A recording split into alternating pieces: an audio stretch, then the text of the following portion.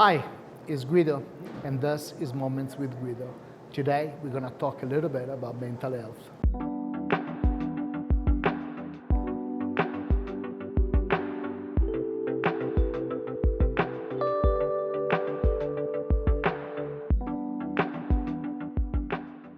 Almost 20 years ago, actually almost 21 now, I was sent to Namibia to observe a new product that they were launching. I was a highly skilled technician in the mining industry. And I remember I stayed over a month.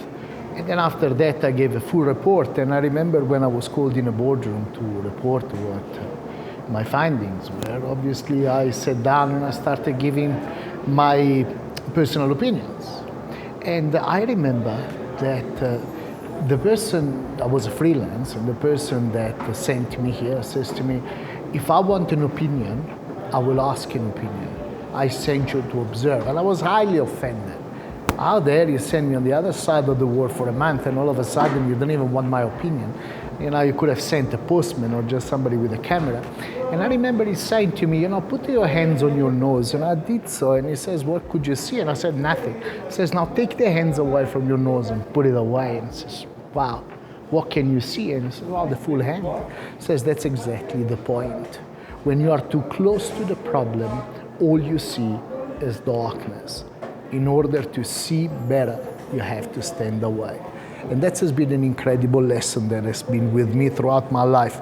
And in the recent journey, I've used this technique all the time, to observe, to stand away, not to feel emotional about things, but simply to give as much as possible a very aseptic observation. Now, in the topic of mental health, there is something that really struck me.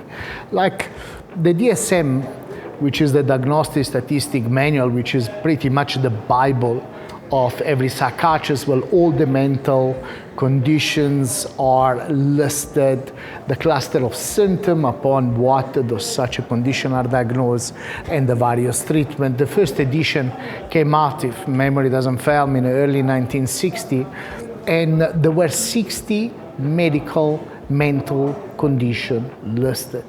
Now, the updated one, I think, came out in 2022, and it had nearly 300. So my clear observation is either the world has gone mad or something else actually happened. Now, we can clearly say that there has been an increase of 40% suicide in the past 10 years. That's all well and fair, but really? Have we really done something different? What happened? And my opinion is that today we live in a society where we have a need to know.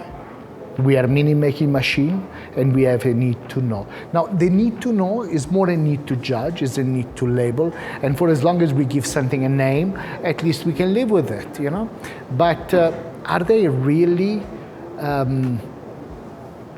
observing the things for what they are? So interesting enough, the national director of the Institute of Mental Health in America, a few years back, said that the DSM, it's 100% reliable, but 0% value. And it was very interesting because he realized that it is reliable because as long as you fit in a cluster of symptoms, you can diagnose it, but it's 0% value because it doesn't really heal people. And that is absolutely true. The need to know as it brought the society to dissect everything. And by dissecting it to the minimal parts of it, we have lost the ability to have a bigger picture of it.